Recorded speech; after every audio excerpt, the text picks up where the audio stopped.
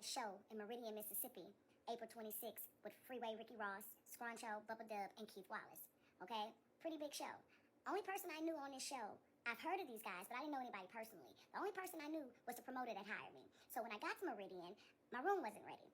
So I was sitting out in the car, smoking, doing my thing, and I'm paying attention to this man that's walking around the parking lot. And the first thing that was off to me that he had on a sweatsuit zipped up. And we in Meridian, Mississippi with an 85-degree temperature and a 100-degree heat index. And I looked down in his feet, and he had no laces in his shoes. So I'm like, you know what? This is an older man. Maybe his feet hurt. You know what I'm saying? Maybe his laces drying somewhere. It was a lot of people at the hotel. It was a bunch of workers that were staying at the hotel, too. So I'm thinking this man is part of the work crew. I'm not paying him no attention. I'm just waiting on my room. So they finally called me to tell me my room was ready. So I'm tired. I go upstairs to take a nap. I knew my homegirl was coming eventually. I told her to call me when she got to the lobby. So she got there. I went downstairs to meet her. And before we can get back on the elevator, one of the managers had grabbed me and said, "Nikki, have you been introduced to everybody?" I said, "No, because I went straight to sleep when I got here, right?" So he was like, "That is such and such, that is such and such, and that is such and such. Just want to make you guys aware of who you meet." I'm like, "All right, cool. I get to meet some legends in this bitch." You know what I'm saying? So I go outside, and the guy with the sweatsuit zipped up and the no shoelaces, he was sitting there, y'all. He was sitting there, and I noticed that it's 3 hours have passed. And he still ain't got no laces in his shoes. Yes, the absence of his laces is disturbing to me. I don't care who he is. But now the thought is his feet can't be hurting because the people he with can't afford to buy orthopedic shoes. So as we're sitting there talking for a couple of hours or whatever, I learned that this man had been in prison for over 30 years. Now it's making sense to me why he don't have laces in his shoes. There's a couple of options we have now. You know what I'm saying? Like, maybe they took him from him because that's what they do. Or maybe he's just stuck in the past and this was the style that they was wearing when he got locked up. And somebody said it's kind of like Superfly from I'm Gonna Get You Sucker when he got out with the fish in his shoes. Like, he was Superflying it with the no laces or whatever. Like, he was just stuck in the past. Either way it goes, something ain't quite right here with this situation.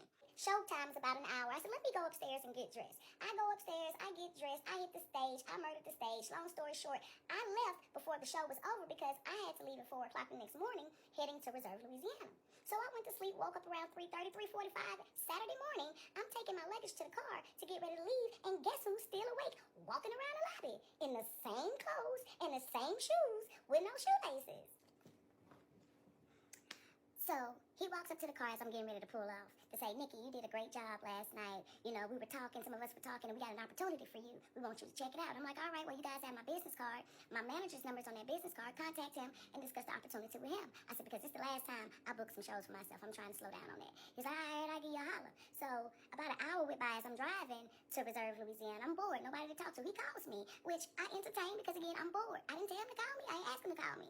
But he's calling me, and the beginning of the conversation is about the opportunity and what we're going to be doing and how we're going to be doing it and how we're going to get paid. And I'm like, okay, that's what's up. But again, you need to tell all of this to my manager.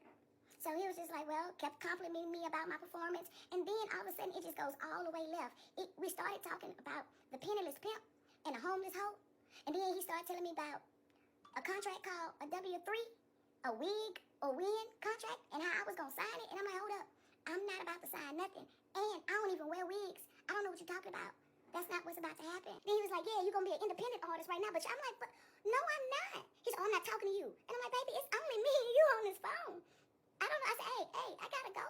So I hung up the phone. This was Saturday. I got to my show, finished by noon, went straight to sleep because I had another show in New Orleans that night. So when I woke up, I noticed I had about 7 missed calls from this crazy-ass man, y'all. And I'm like, I ain't even got time to deal with this. I'm going to get ready to go eat me some crawfish and go down here to the New Orleans House of Comedy House New Orleans.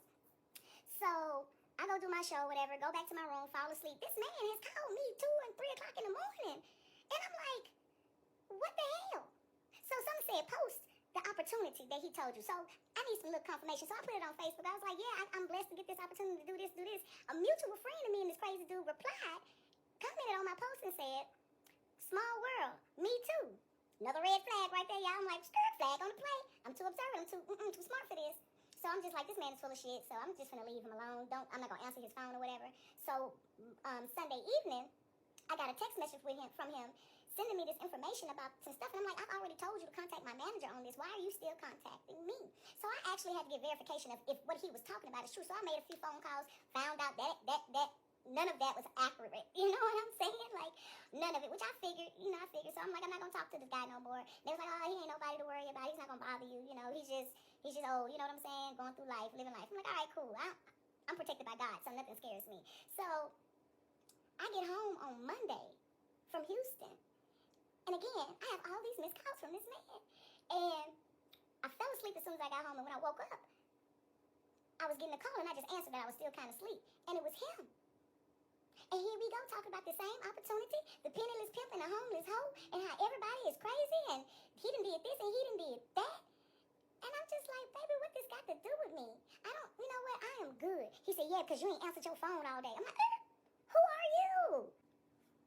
So, like, I'm blown out of my mind that this man is reacting to me like this. And I'm just like, hey, bruh, I gotta go. I'm busy. You can't be calling me, talking to me like this or whatever. You know what I'm saying? Not trying to upset the man because of who he was or whatever. But still, I ain't scared that you even talk to me like that.